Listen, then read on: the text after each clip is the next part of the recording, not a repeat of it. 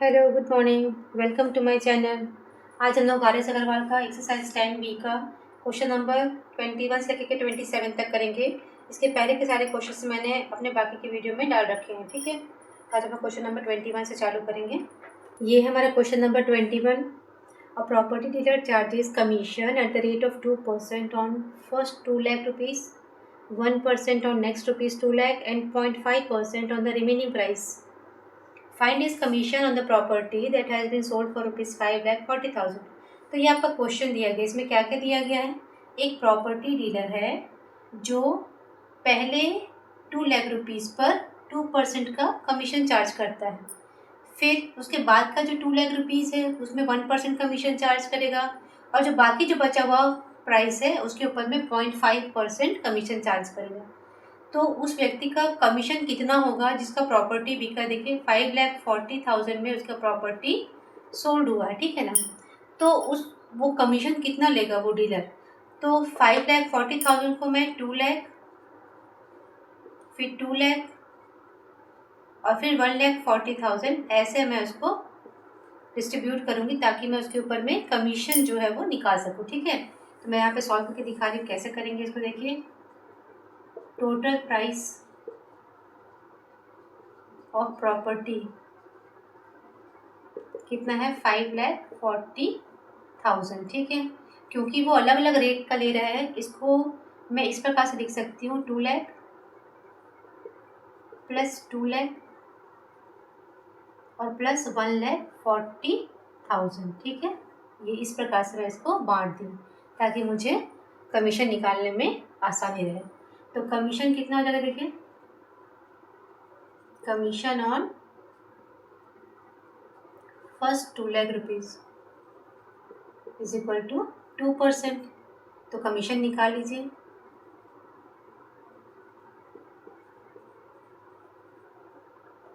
2 लाख का 2%, ठीक है। ये कट गया इससे, ये कट गया इससे, तो कितना हो जाएगा आपका? ये देखिए 4,000 रुपीज़, ठीक है।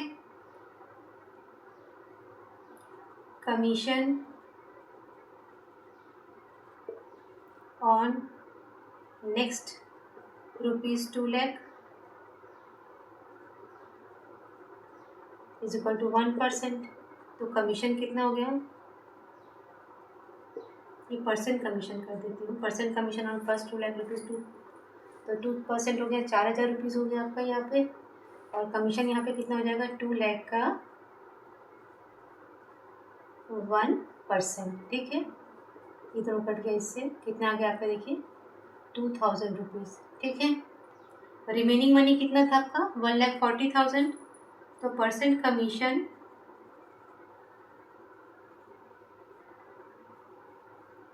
Commission on remaining 1,40,000 rupees is equal to 0.5% था। तो कितना हो जाएगा? 1,40,000 का 0.5%, ठीक है। फिर डेसिमल करके मैं यहाँ पे 10 कर दी, तो एक इससे कट गया, ये इससे कट गया, ये इससे कट गया, तो कितना हो जाएगा? 45 से 70 मीन्स 700 रुपीज़ हो गया। तो टोटल कमीशन कितना हो गया? इज इक्वल टू 4,000 प्लस ये 4,000, ये 2,000 और प्लस 700, कितना हो गया? 6,700 रुपीज़। ये आपका हो गया आंसर, ठीक है। तो टोटल कमीशन कितना हो गया? 6,700 रुपीज़। तो प्रॉपर्टी डीलर कितना कमीशन लेगा? 6,700 रुपीज़, ठीक है। ये आपका हो गया आंसर। ये है आपका क्वेश्चन नंबर 22। इसमें क्या दिया है? देखिए Nikhil's income is 20% less than that of Akhil's. मतलब अखिल के इनकम से 20% कम है निखिल का इनकम। मतलब अखिल का इनकम ज़्यादा है और निखिल का इनकम कम है। तो how much percent is Akhil's income more than that of Nikhil's. तो अखिल का इनकम कितना ज़्यादा है निखिल के इनकम से, ये हम लोग को निकालना है। Let Akhil's income is equal to 100 rupees. ठीक है, अखिल का इनकम कितना मान लेते हैं 100 रुपीज़। इसमें बोला गया कि जो निखिल का इनकम है वो 20% कम है अखिल की इनकम से, तो निखिल का इनकम कितना हो जाएगा,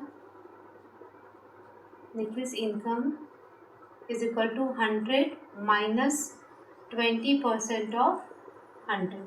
ठीक है, तो कितना हो जाएगा 100 माइनस 20% ऑफ 100। ठीक है, तो 100 कैसे हो गया इससे, मीन्स 100 माइनस 20 कितना हो जाएगा 80 रुपीज़। ये आपका हो गया निखिल का income. Nikhil's income is equal to 80 rupees. ठीक है, अखिल का इनकम कितना है 100 रुपीज़ है, तो निखिल का इनकम हो गया 80 रुपीज़। अब आपको क्या पूछा गया है कि अखिल इनकम कितना ज़्यादा है निखिल के इनकम से, तो अखिल का इनकम कितना ज़्यादा है निखिल के इनकम से, हम लोग ये निकाल लेते हैं difference in income. Difference in income कितना हो गया 100 माइनस 80, मतलब कि 20 रुपीज़ डिफरेंस हो गया। Percent more is Akhil's income than Nikhil's income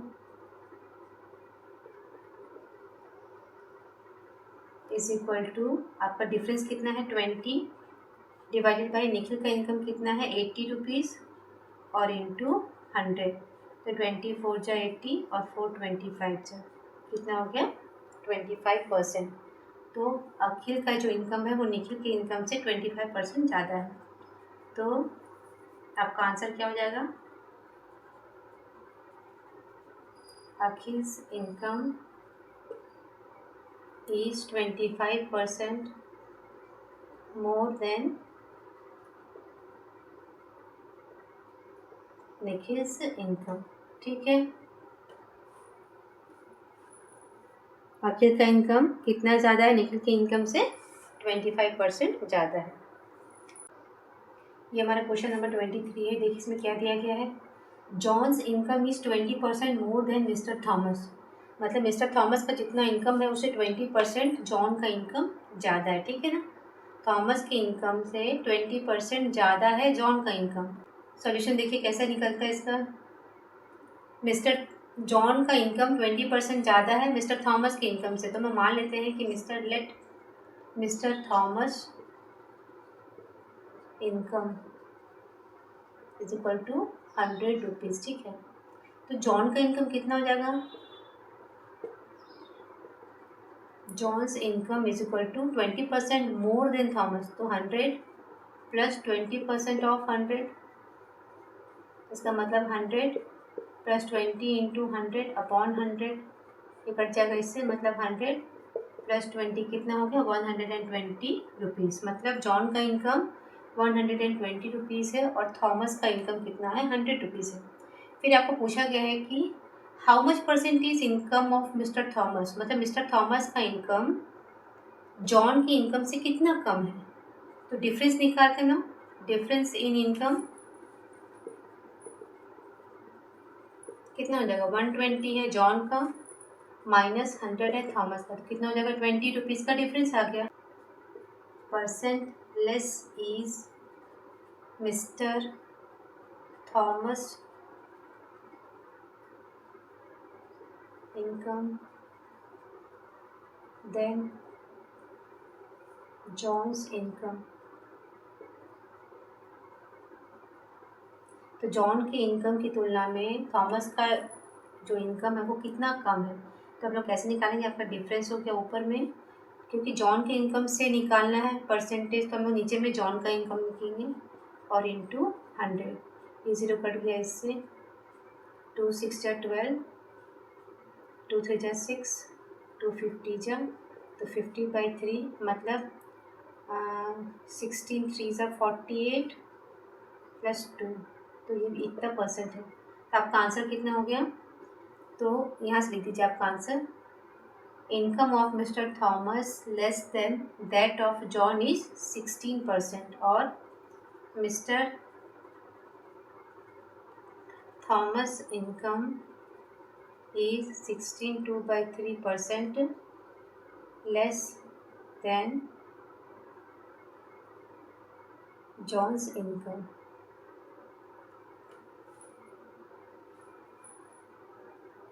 हमारा क्वेश्चन नंबर है 24। देखिए इसमें क्या दिया गया है। The value of a machine depreciates 10% every year. मतलब एक मशीन है जिसकी कीमत हर साल 10% कम हो जा रही है, ठीक है ना। यदि उसका प्रेजेंट वैल्यू इतना दिया गया है तो एक साल पहले उसका वैल्यू कितना होगा, ये हम लोगों को पूछा गया है। तो सॉल्व करते हैं इसको। Let the value of machine 1 year ago is equal to x rupees, ठीक है। एक साल पहले मशीन की जो कीमत है एक्स रुपीज़ है, ठीक है। रेट ऑफ डेप्रिसिएशन कितना दिया गया है,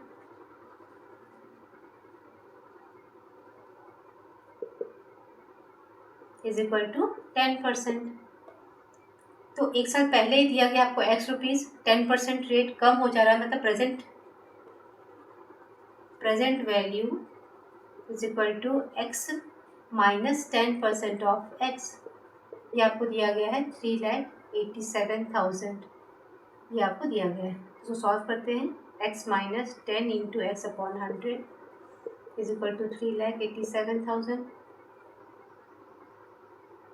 x minus 1/10 x is equal to 3,87,000। तो 10 माइनस 1 कितना लगा आपका, 9x/10 इज इक्वल टू 3,87,000, ठीक है। तो एक्स इज इक्वल टू कितना लगा, 3,87,000 अपॉन 9, और यहाँ पर जाएगा आपका 10, ठीक है। कट कर लेते हैं इसको। 9 4 जा 36,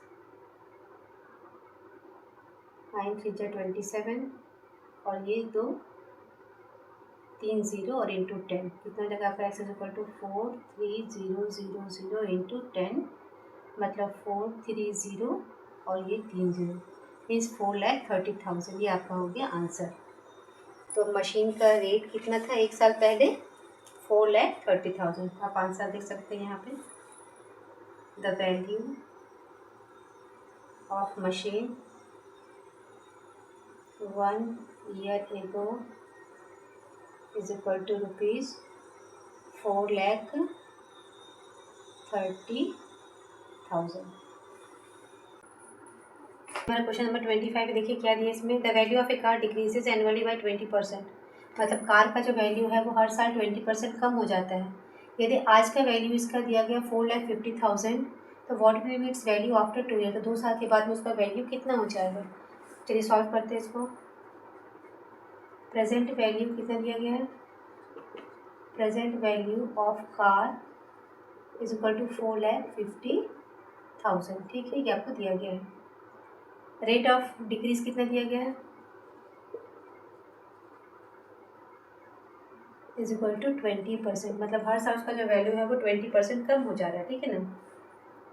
तो निकालते हैं हम लोग value of car after 1 year. एक साल के बाद उसका वैल्यू कितना हो जाएगा, तो 4,50,000 माइनस 20% ऑफ 4,50,000, ठीक है। तो सॉल्व करते हैं। 4,50,000 माइनस 20 इंटू 4,50,000 अपॉन में 100, इधर कैंसिल हो गए इन दोनों से।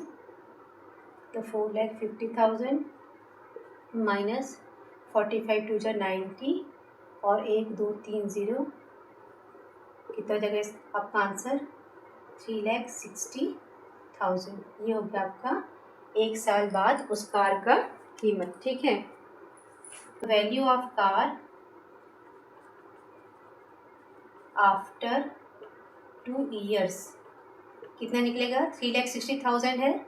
इसका 20% निकाल करके 3,60,000 में से माइनस कर देंगे, मतलब 3,60,000 माइनस 20% ऑफ 3,60,000, ठीक है।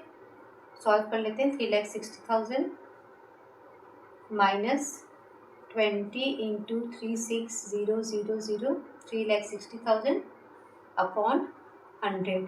तो ये दोनों जीरो कट गया इससे, तो कितना जाएगा आपका 3,60,000 माइनस 36 2 72, और 1 2 3 0,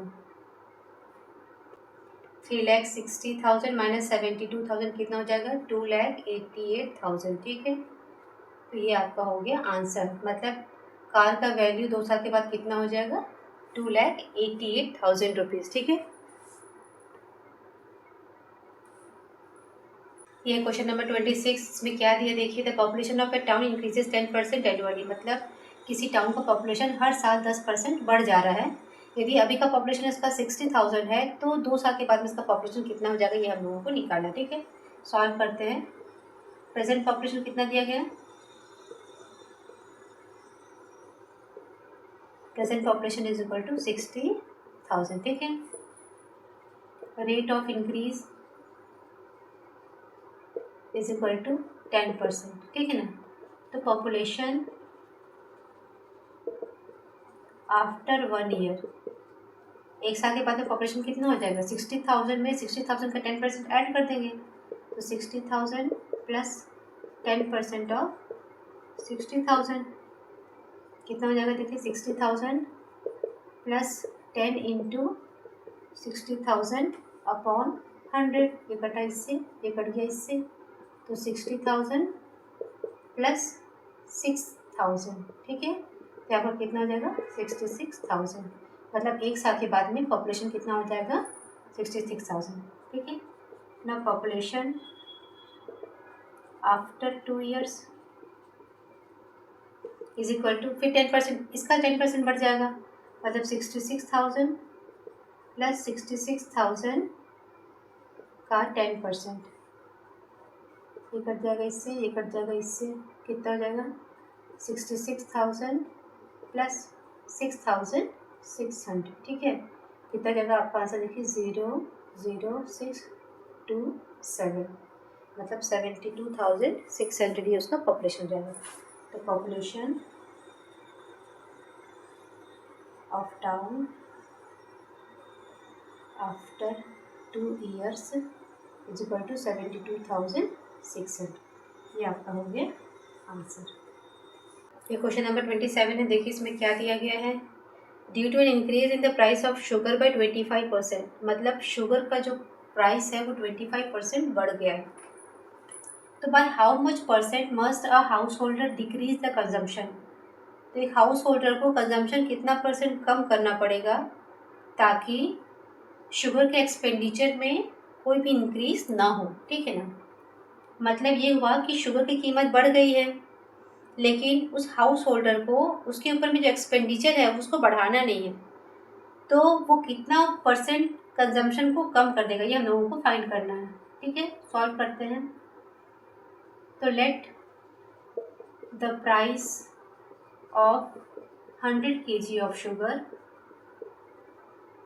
इज इक्वल टू ₹100। ठीक, 100 किलो शुगर का कीमत कितना है? 100 रुपये। ठीक है ना, increase in price is equal to 25%। तो इंक्रीज प्राइस कितना हो गया?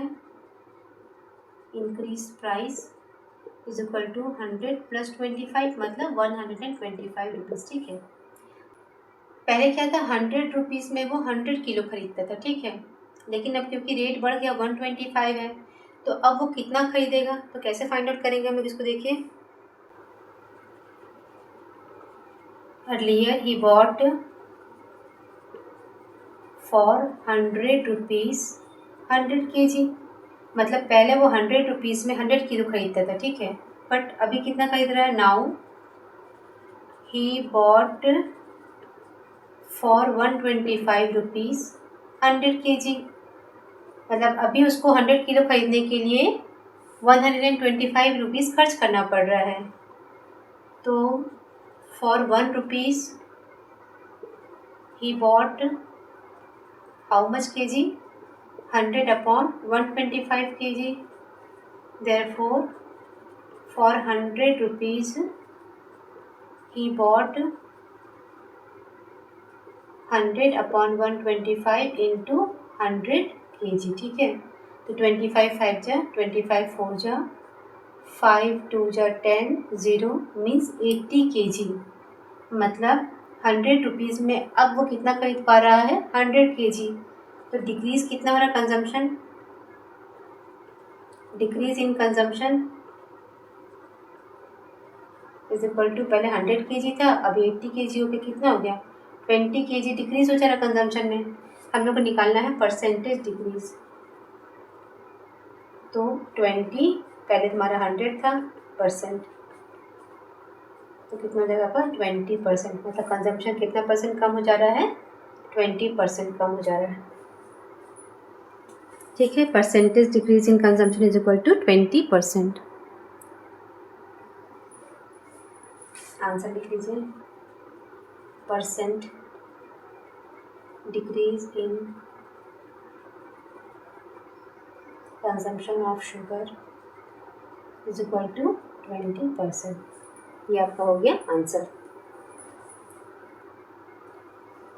उम्मीद है समझ में आया होगा। यदि कुछ मैंने ट्राई किया बहुत समझा, मतलब अच्छे से एक्सप्लेन करके मैं सॉल्व कर सकूं, ताकि आप लोगों को दिक्कत ना जाए। फिर भी कोई प्रॉब्लम होगा, कुछ चीज़ समझ में नहीं आया होगा, क्या मैंने कहीं मिस्टेक किया होगा, तो प्लीज़ कमेंट करिएगा। मेरे चैनल को लाइक करिए, उसको सब्सक्राइब कीजिए, ताकि मैं और अच्छे से आप लोगों को सारे सॉल्यूशंस को मैं भेज सकूं। Thanks for watching.